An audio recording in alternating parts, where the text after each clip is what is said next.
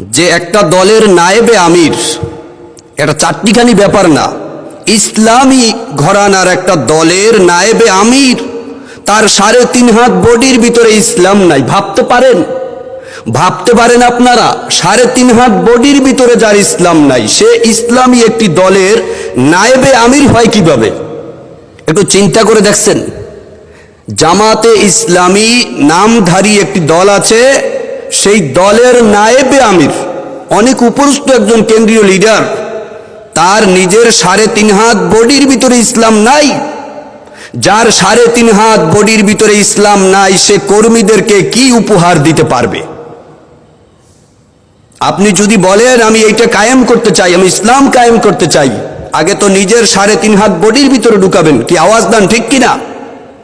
একটা দলের নায়েবে আমির, তার 3.5 হাত বডির ভিতরে ইসলাম নাই, আর সেই নায়েবে আমিরের অনুসারীরা একজন রাসূলের উত্তরসূরি, ইসলামী আন্দোলন বাংলাদেশের নায়েবে আমির মুফতি সৈয়দ মোহাম্মদ ফয়জুল করিম কাশেমীকে নিয়ে মন্তব্য করে।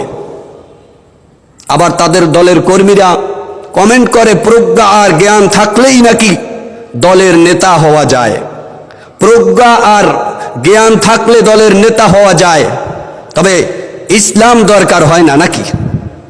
ইসলামকে বিসর্জন দিয়া শুধু প্রজ্ঞা আর জ্ঞান থাকলেই দলের নেতা হওয়া যায়। আফসুস এই সমস্ত ইসলামী দলের প্রতি, আফসুস এই সমস্ত ইসলামী দলের নেতাদের উপরে, আফসুস এই সমস্ত ইসলামী দলের কর্মীদের উপরে, ঠিক কিনা বলেন? ভাবতে পারেন একটা ইসলামী দলের লিডার, এই যে আমি মসজিদের ইমাম সাহেব, আমার যদি দাড়ি না থাকে, আমার মাথায় যদি টুপি না থাকে, আমার গায়ে যদি ইসলামী পোশাক না থাকে, আমার পিছে নামাজ পড়বেন, আমার পিছে নামাজ পড়বেন, আপনাদের মন ভরবে না, ঠিক কিনা?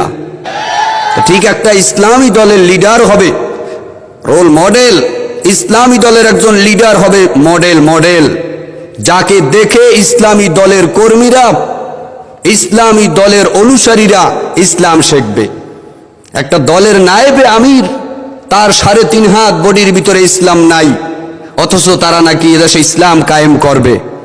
উপস্থিত জনতা জেনে রাখো, এরা কখনো ইসলাম ও দেশের পক্ষে কথা বলে না, এরা কখনো ইসলাম ও দেশের পক্ষে, দেশ মানবতা ইসলাম নিয়ে ভবিষ্যৎ স্বপ্ন দেখে না। এরা হলো ক্ষমতার পাগল, এরা ক্ষমতার জন্য দাড়ি কাটতেও পারে, এরা ক্ষমতার জন্য দাড়ি রাখতেও পারে, এরা ক্ষমতার জন্য পাঞ্জাবি পরতেও পারে, এরা ক্ষমতার জন্য পাঞ্জাবি ছাড়তেও পারে, এরা ক্ষমতার জন্য আওয়ামী লীগের বিরুদ্ধেও কথা বলতে পারে, এরা ক্ষমতার জন্য আওয়ামী লীগকে সাধারণ ক্ষমা ঘোষণাও করতে পারে, এরা ক্ষমতার জন্য ইসলামী দাবিও করতে পারে, এরা ক্ষমতার জন্য আবার মহিলাদের সঙ্গে এক টেবিলে ইফতার করতেও পারে, ঠিক কিনা? এজন্য এদের থেকে আমাদের সাবধান থাকতে হবে। ভবিষ্যতে ইনশাআল্লাহ তাআলা পীর সাহেব চরমনাই 350 আসনে ইসলামের পক্ষে, মাজলুমের পক্ষে, দেশ মানবতার পক্ষে হাত পাখা নিয়ে মাঠে থাকবে। আমরা পীর সাহেব চরমনাইয়ের হাতকে শক্তিশালী করার জন্য পিছনে আমরা ভালো ইসলামী আদর্শিক ইসলামী দল পাই নাই, এবার আমরা মাঠে পেয়েছি। ইনশাআল্লাহ তাআলা আমাদের তৈরি হতে হবে, বেশি বেশি দাওয়াতি কার্যক্রম চালাতে হবে, ঠিক কিনা? বেশি বেশি দাওয়াতি কার্যক্রম চালাতে হবে। পীর সাহেব চরমনাইকে প্রত্যেকটা মানুষের ঘরে ঘরে পৌঁছে দিতে হবে, হাত পাখার দাওয়াত প্রত্যেকটা মানুষের কর্ণকোহরে পৌঁছে দিতে হবে।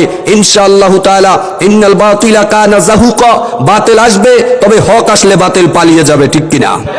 এজন্য পীর সাহেব চরমনাই যত কঠিন হোক না সময় হোক না কেন, কখনোই তিনি বাতিল এবং ইসলাম বিদ্বেষীদের সঙ্গে আপোষ করেননি। ভবিষ্যতে ইসলামকে জবাই দিয়া, ইসলামকে কোরবান করে কোনো নামধারী ইসলাম ওলাদের সঙ্গে আপোষ করবে না।